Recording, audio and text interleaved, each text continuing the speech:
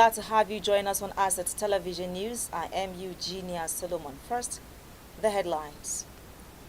PDP committee recommends expulsion of Wiki's loyalist Samuel Anyao. Governor ALIA dispels a rumor on plans to leave APC. NCDC warns against spread of Lassa fever. The detail.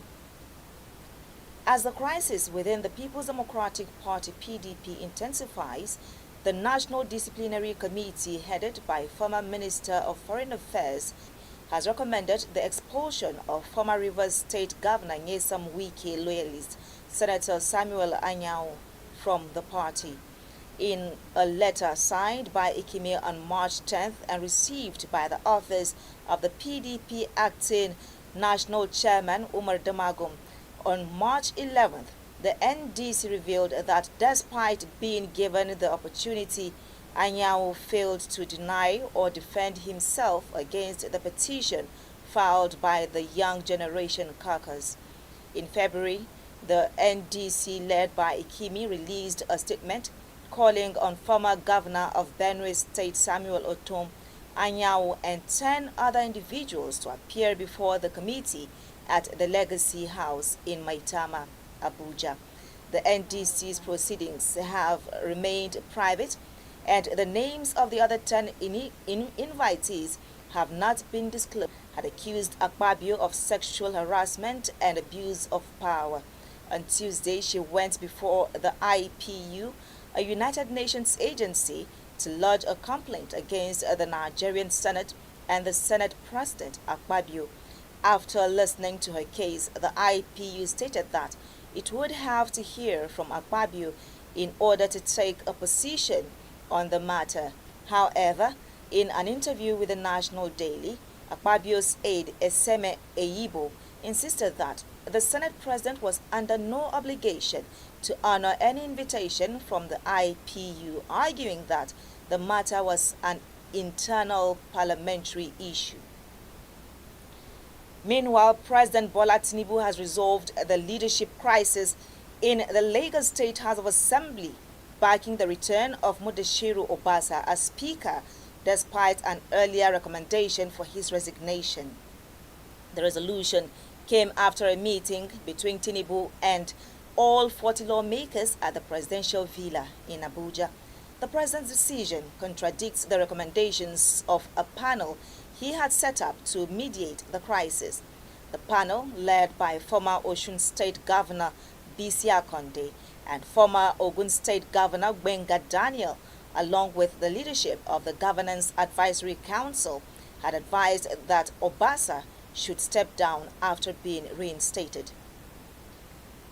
Amid speculations of political realignments ahead of the 2027 general elections, Benue State Governor Hyacinth Alia and the former Minister of State for Finance, Senator Nenadi Usman, have denied reports suggesting they are set to defect to the Social Democratic Party, SDP, alongside former Kaduna State Governor Nasir El-Rufai. The rumors gained traction after a viral video surfaced showing El-Rufai visiting the SDP headquarters in Abuja, where he alleged that the federal government was orchestrating crisis within opposition parties. His presence alongside Usman, a chieftain of the Labour Party, and other political figures fueled speculation that they were aligning with the SDP. In a statement released by his press secretary, Teso Kula, Governor Alia dismissed the speculation, labeling it a deliberate attempt to create friction between him and President Bola Tinubu. The governor reaffirmed his commitment to the ruling All Progressives Congress APC, stressing that his administration had revived the party in Benue and strengthened its connection with the federal government. Similarly, Labour Party caretaker chairman Senator Nenadi Usman rejected claims that she had abandoned Peter Obi and defected to the SDP. In a statement issued in Abuja, Usman refuted the claims, clarifying that she was only invited by SDP National Chairman Shehu Gabam to receive El-Rufai as he aligned with opposition the parties. Well, as a television news will make a return after the break. Stay with us.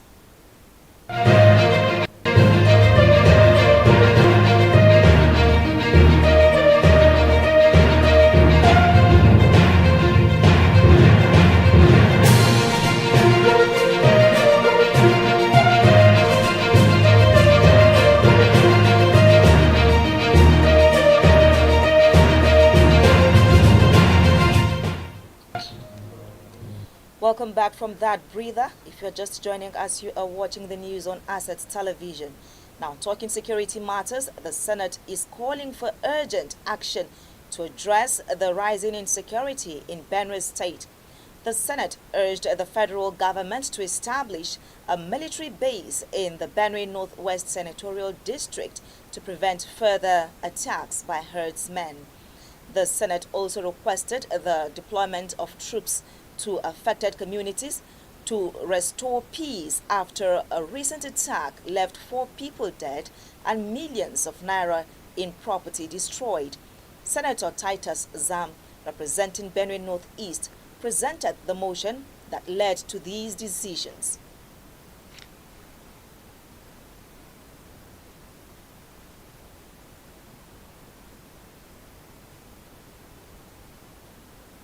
Urgent need our committee for the federal government to deploy troops security to and immediately restore law and order other committees of in the Army, where West Local Government area of Benue State. Air Force and Defense. The Senate knows Visit that the areas peace-loving affected, people of Garuwa community undertake assessment in the formation local government area of Benue State were invaded by bandits masquerading as herders on Monday, 10th March 2025, resulting in the killing of 4 persons. Also knows that yesterday, irate youths took to the streets in protest against the continued killing of the people and government's seeming inability to protect them. The Senate may further note that the youth in anger and frustration burned down the Gwe West Local Government Secretariat, the palace of the paramount ruler of the local government area, my private residence, and houses of older prominent sons in the local government area, accusing us of inability to safeguard the community. Aware that I have on several occasions moved motions and presented bills on this subject matter, including bill on open grazing prohibition and ranches establishment, which is awaiting public hearing. The Senate also is aware that the Benue State House of Assembly had enacted open grazing prohibition law, which still subsists. However, the inability of the present administration in Benue State to enforce the law has exposed members of the National Assembly from Benue State to undue pressure and name-calling by our constituents. This situation has emboldened the bandits and further worsened the security situation in Benue State and beyond. The Senate may conclude that the incident attacks by bandits on Yarawa community and Gwe West Local Government area of Benue State will significantly impact on food production and agricultural activities, jeopardizing food security and livelihoods of the people in the affected local government area. The Senate will accordingly resolve to 1, observe a minute silence in honor of the deceased, 2, urge the security agencies to restore law and order in Gwe West Local Government area of Benue State with immediate effect, and 3, urge NEMA and the Ministry of Humanitarian Affairs to send relief materials to the affected communities. 4, urge the federal government to liaise with Benue State government to enforce the open grazing prohibition and ranches establishment law of the state. And 5, mandate the Committee on Agriculture to visit Gwe West Local Government area and have a first-hand assessment of the situation in sympathy with the bereaved families and all those affected by the crisis, and also to expedite action on the bill on open grazing and prohibition that I have sponsored here for quick passage into law. After a brief debate on the matter, the Senate asked the National Emergency Management Agency, NEMA, to provide relief materials to those affected. Though the minority leader, Abamoru, expressed worry over the silence and inaction of Governor Hyacinth ALIA on the matter, the Senate unanimously urged the Benue State government to enforce the open grazing provision and ranching law to avoid subsequent clashes. Continued silence and inaction on the part of the government of Benue State is snowballing into the citizens resorting to attacking elected representatives and residents of the various communities under siege. Mr. President, on several occasions, issues of insecurity, especially in Benue State, bordering on herdsmen-farmer clashes, have been raised on the floor of the Senate. Mr. President, it's very sad to note also that rather than pick up the challenge of preserving lives and property, the Benue State Governor on occasions have said that incidents that even amount to loss of lives are mere skirmishes. And in most cases, no statements of condemnation, no demonstration of empathy has been shown by the government of Benue State. Mr. President, as I speak now, those of us elected on the platform of this Senate are endangered species because our communities think, and unfortunately very wrongly, that it is our responsibility to provide security. And so, Mr. President, I think that these killings, this vandalization of property of people who the communities feel should be responsible for their security is one too many. And so I urge the Senate, in this particular instance, to take very strong view of this situation. Because we used to hear about farmers clashing with herdsmen. We used to hear about kidnappers. We used to hear about Boko Haram insurgency. But this one is about citizens who have been frustrated by these activities and are taking it on their fellow citizens. And so it's a very serious dimension to the current level of insecurity, especially in Benue State. And so, Mr. President, I want to say that we owe it a responsibility to condemn these activities and to ensure that we advise appropriately various governments, especially the Benue State government in this particular instance, to take appropriate steps to safeguard the lives and properties of the citizens. Well, the Senate thereafter mandated its committees on national security, police, Navy, Air Force, Defense and Army to go on a joint assessment tour of the affected communities, sympathize with victims of the attack, and report progress in due course. To mandate our committee on national security and intelligence in combination with other committees of the Army, the Navy, the Air Force, and Defense to visit the areas affected, undertake assessment of the situation, sympathize with the bereaved families and those affected, and also urge the Benue State government to expedite action on its open grazing prohibition law. Those in support of the amendment say aye. Those against say nay.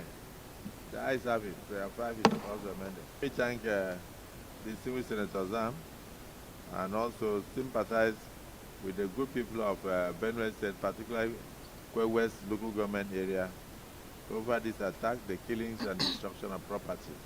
And hope that with the resolutions of today, that succor will come to the people there and a military base will be established in order to save lives and forestall future occurrences.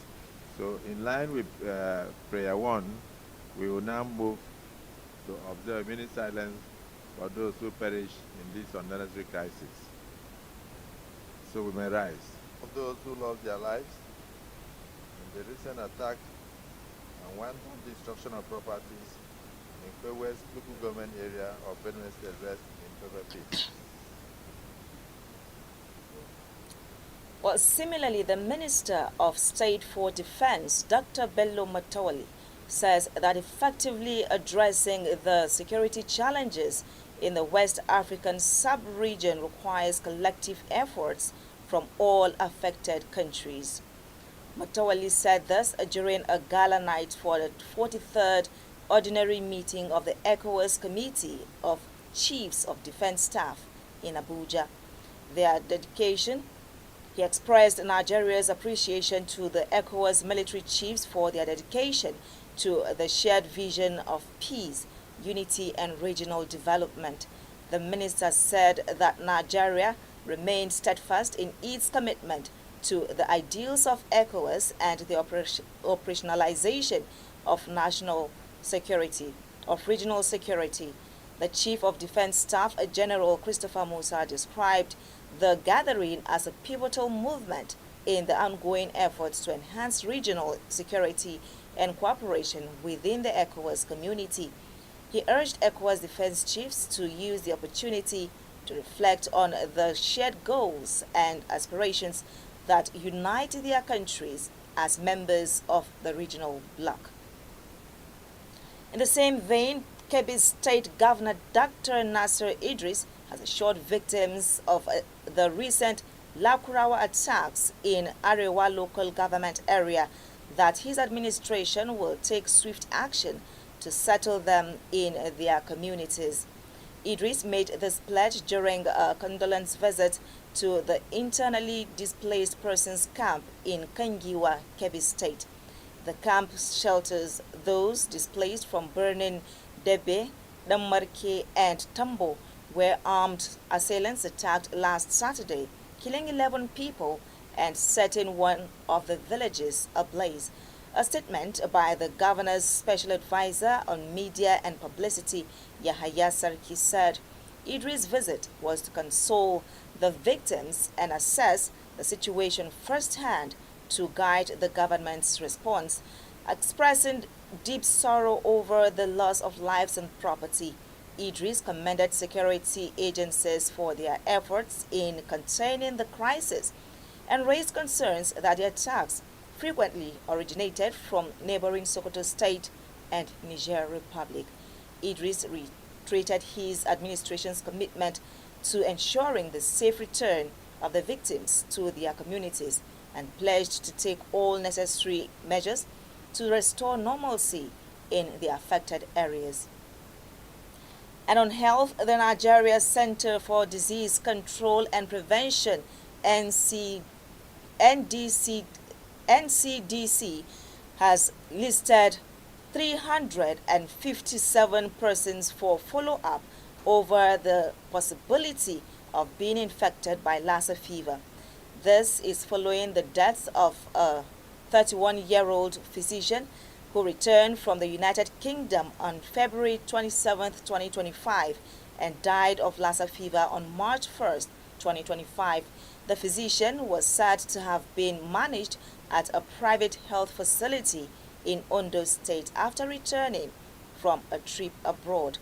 Data obtained from the NCDC showed that 535 persons have been infected with the disease out of the 2,728 suspected cases across 13 states and 75 local government areas. It also noted that over 100 persons have been killed as of March 2, 2025, with a case fatality rate of 18.7%. Lassa fever is an acute viral hemorrhagic fever caused by the Lassa virus. Away from the national stories now, the Kremlin says President Putin has been told Russian forces are in final stage of the operation to drive Ukraine from territory it seized across the border in Kursk. Putin made a surprise visit to Kursk on Wednesday, the first since Ukraine's incursion last August, with Russian media reporting he ordered the military to fully liberate the region.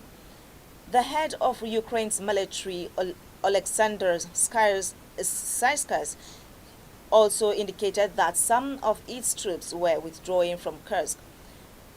Well, it comes as U.S. officials are headed to Russia to discuss a potential 30-day ceasefire in Ukraine. Ukraine's President Volodymyr Zelensky says the country is determined to work as quickly as possible with its partners towards peace. Meanwhile, Putin has yet to comment on the offer. Fighting continues as both Ukraine and Russia have reported drone attacks overnight. In sports now, in a dramatic and tense encounter, Real Madrid edged past their city rivals Atletico Madrid to secure a spot in the Champions League quarterfinals, prevailing 4-2 in a penalty shootout after a thrilling draw. Atletico's Julian Alvarez had the chance to level things up, but his penalty was controversially ruled out by VAR. Real Madrid made the most of the moment. Fede Valverde converted his penalty, putting Los Blancos 3-1 ahead. The defending champions now move on to face Arsenal in the quarterfinals, keeping their quest for a record-extending 16th Champions League title alive. With that sports story, we wrap up the news. Do well to follow us on all our social media platforms for more updates and programs. On behalf of the entire news crew, I am Eugenia Solomon. Thank you for watching.